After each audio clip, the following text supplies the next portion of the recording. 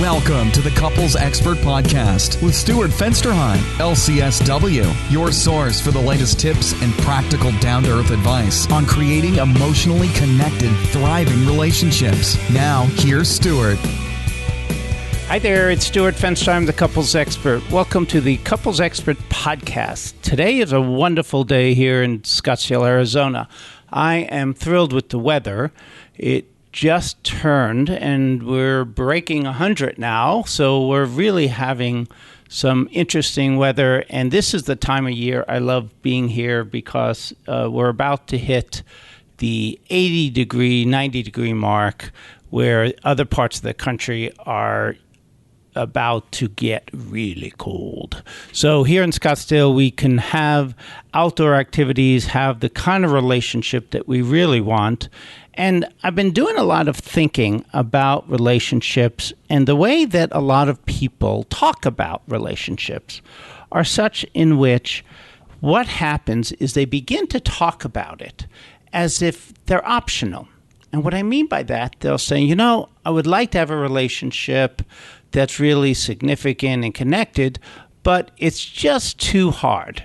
The work is hard. I never seem to be able to have the kind of relationship I really want, and maybe I'll just not have one.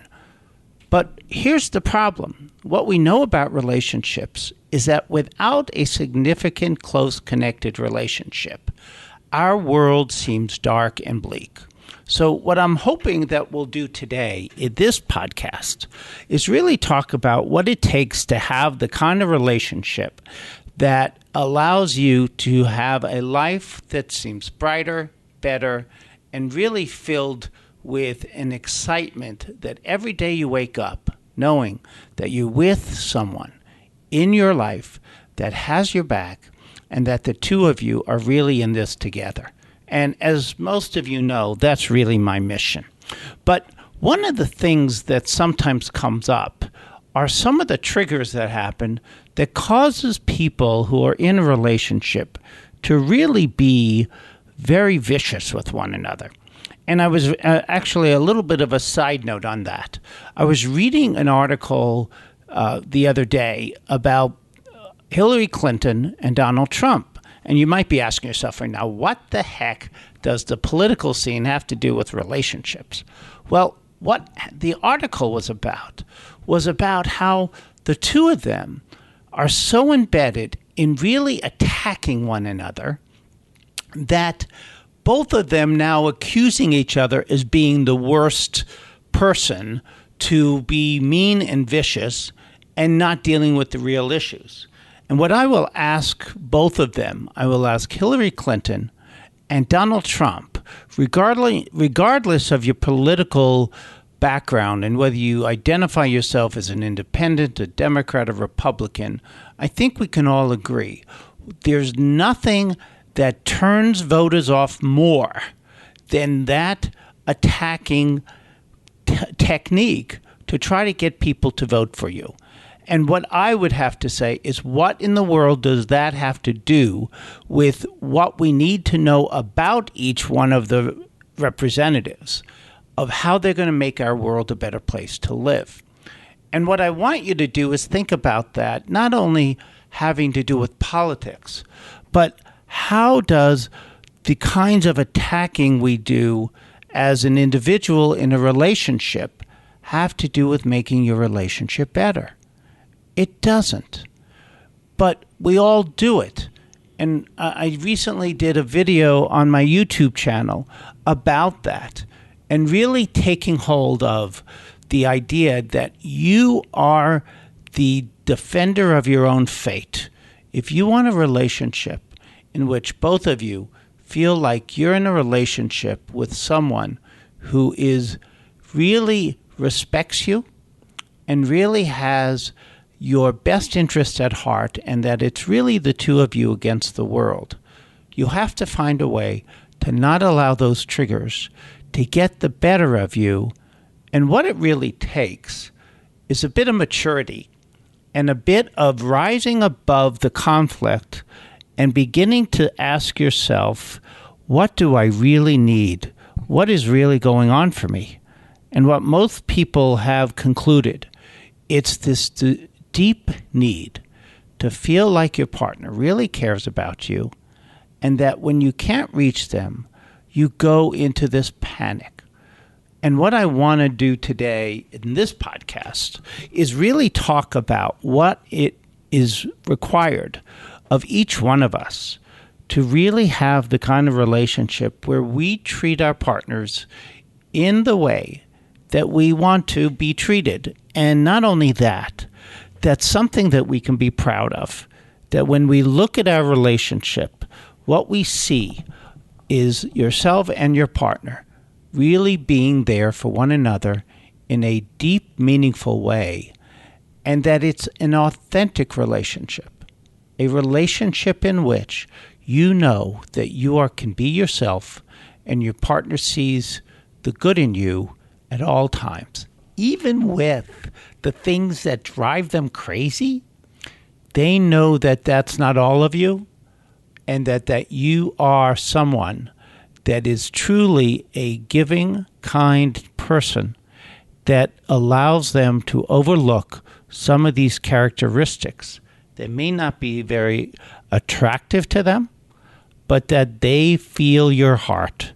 And we're going to talk a lot about how to get that today. Before I really get started, though, one of the things that I'd like to talk about is some of the things that we're doing. And one of the things that I have begun to do recently is a YouTube daily video. And I'm really proud of this, but I've now done 155 daily videos in a row without a break.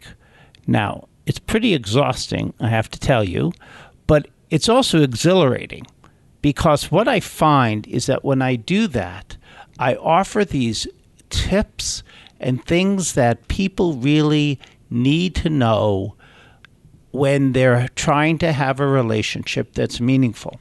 And one of the things that I talked a lot about recently is the whole concept of really giving to your partner. And a question that I always get is, how do I deal with the fact when my partner says they want alone time? And that question comes up quite a bit. And what happens with it is people begin to interpret that as your partner not wanting being with you. But what I want to talk about is that it doesn't have to be that. And that it's that interpretation that gets in the way more than anything.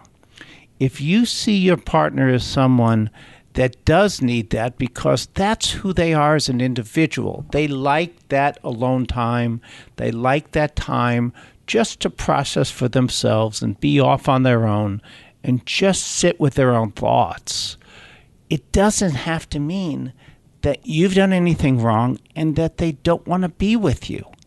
It's who they are. And that part of them gives them peace and tranquility. And if they don't have that, they can't be that kind of partner that you want. So I urge you, when your partner says that, to really change your mindset and begin to tell yourself that what you have is someone that is clear with you, tells you what their needs are, and that when you say, okay, I'll give you a few minutes, go off in the room, go take a walk, do whatever you need to do, I'm okay with this. They see you as loving them greatly, and the deep love that they feel for you, knowing that you're willing to sacrifice some of what you need at the time so that they can have their needs, has them really being present and feeling very lucky that you're in their life. This question that I've just responded to is a question that I've been asked by some of my listeners, and what I really would like you to do is send me any questions that you might have that you would like me to answer here on the Couples Expert podcast. But let's go back to today's episode.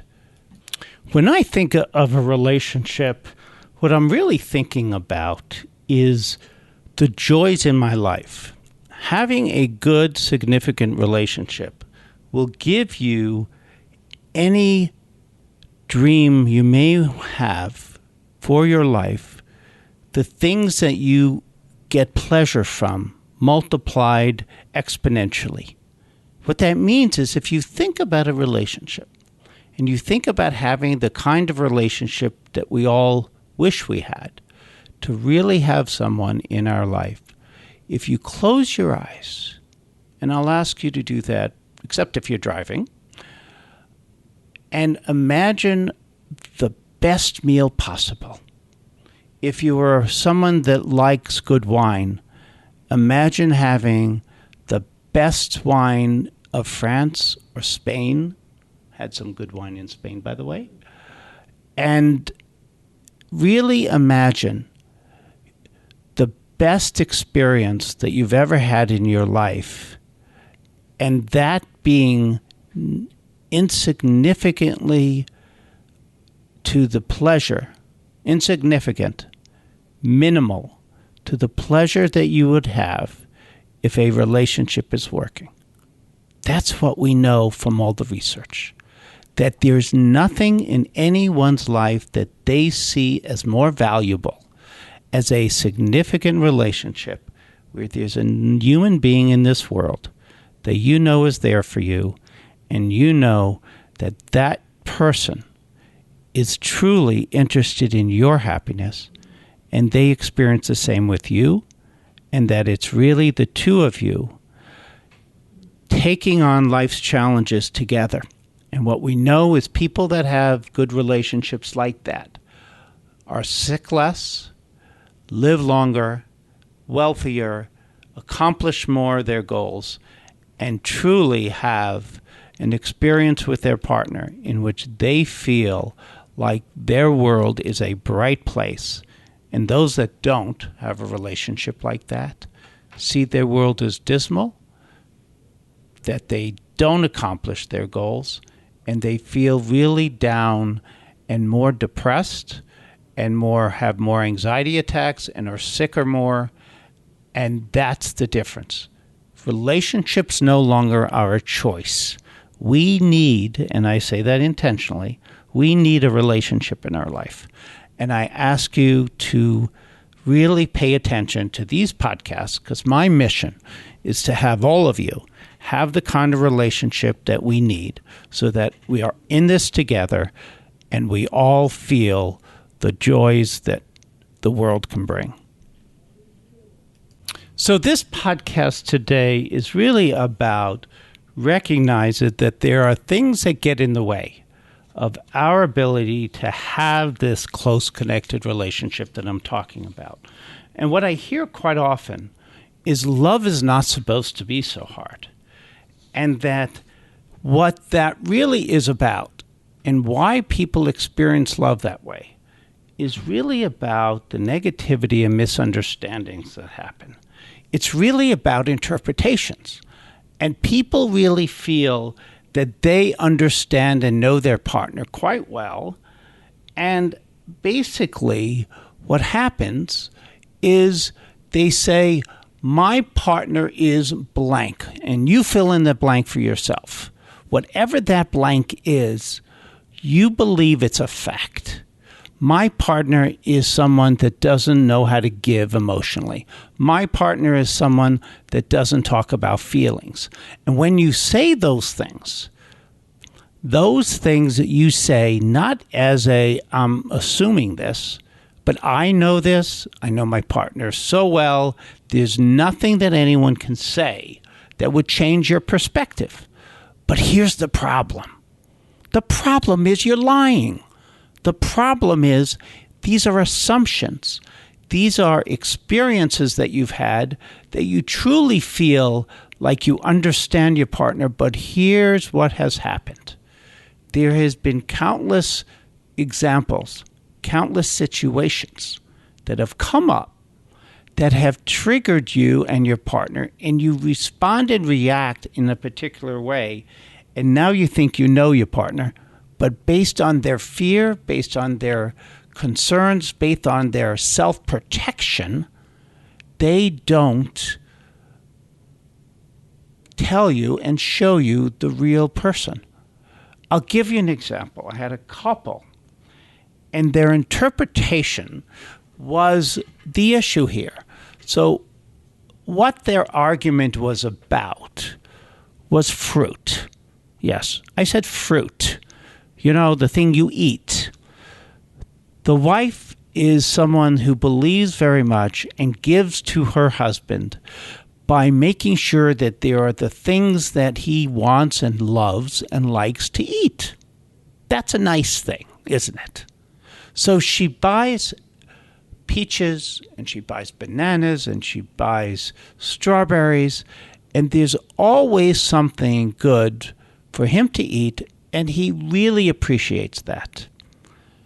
So she puts out some fruit, the bananas and the peaches, but the bananas are older, and he loves peaches. So he eats those peaches, and he leaves the bananas, and he doesn't eat those. And they're starting to turn brown. I think you're going to guess what's going to happen here. She gets irate with him and makes a comment about him not eating the bananas. And he goes off on her. What he hears is, you don't care about me. You don't care about that I bust my tail trying to get nice things, and you never do what I ask you to do, because previously she's asked him to eat some of this fruit, the bananas. And he gets really irate and starts shutting down and pulling away from her, because he hears her comment as criticism.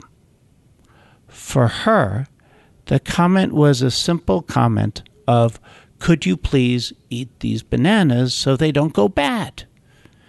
And round they could go. And these types of arguments for this couple could go on for hours, folks, because the belief system that you hold on to is the belief that your partner is wanting to criticize you and wanting you to feel bad about eating the peaches. But that's not the intention of the partner. And unless you talk about what comes up for you, which is the shame that comes up over for him, is about his disappointing her and wanting to always be someone that she sees as a positive influence in his life. So an argument about a piece of fruit, which sounds so silly, is really an argument about connection and love and shame and desire to please. And unless this couple knows how to have that kind of dialogue, they will go round and round on this that could really pull them so far apart that the anger could be so severe that it creates a distance in them that shuts them down and has them going to bed really unhappy and feeling unloved. That's what we have to do. We have to get vulnerable with our partners so that all the pains and past hurts that have come up from us is identified here, so when the trigger arises, we can let our partners know what is going on and what we need from them. And when we're talking about past hurts, we're not just talking about hurts that have to do with the two of you. It could be hurts from our childhood. It could be family injuries. It could be childhood issues with the other kids on the playground where you feel like you never measure up. All of those things come up right when the discussion about that piece of fruit occurs. And we have to slow this way down to a point where you and your partner are able to talk about the meaning that this has, and that the two of you can talk about this together and know that you're there for one another. One of the things I'd like to remind everybody, not only that I do the show notes so you don't have to take notes or anything, is that my website, which is a brand new website, I just recently had it go live. I've had the same website for a while and I wanted to upgrade it. And I'm going to be doing something a little different on there, which is a chat. I don't know if you've gone to other websites and you've seen a chat where you could ask questions if you want about a product. But what we're going to offer is we're going to have an on-call therapist who's going to answer questions for those that come onto the website about my services and also relationship questions. It's not counseling, so it's going to be brief. But if you do have some general questions or you have comments about the website, or you have comments about this podcast, please go to my website, which is www.thecouplesexpertscottsdale.com, and check out the chat function on there. The other thing I want to have you know is that I now have this player. If you'll be listening to this on my website, there's a player that you're playing this on, and that there's a way to subscribe to this podcast. If you want to get notifications every time I release a podcast, and I hope you'll do that to really get this message out of love and connections to as many people as out there. And you can always contact me on my website through my email as well, which is Stuart@thecouplesexpertscottsdale.com. So getting back to this topic, what we're going to talk now about is how are we supposed to figure all of this out, and how do we understand where it all goes wrong?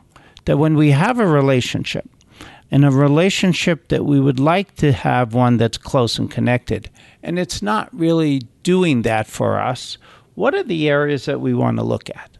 And it's really 3 different areas. The first one is, do the two of you have a relationship where you're accessible to one another? Now, what that means is, are you really there for your partner?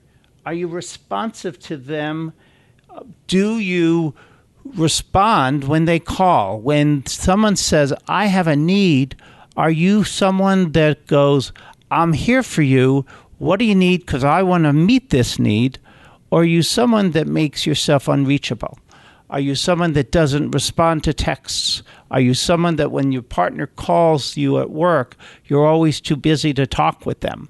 Are you someone that if your partner is talking about something, are you so engrossed in either your phone or social media that you really don't send the message that they're more important than any of the other things that you're doing? So number 1 is, are you accessible? Number 2 is, are you responsive? Are you someone that when someone is talking about a topic, whether it's something that is an interest to you or not, that you're engaged in interacting and it's a dialogue and not a monologue? Does your partner talk about their stresses at work and all you do is go, and you don't really ask questions?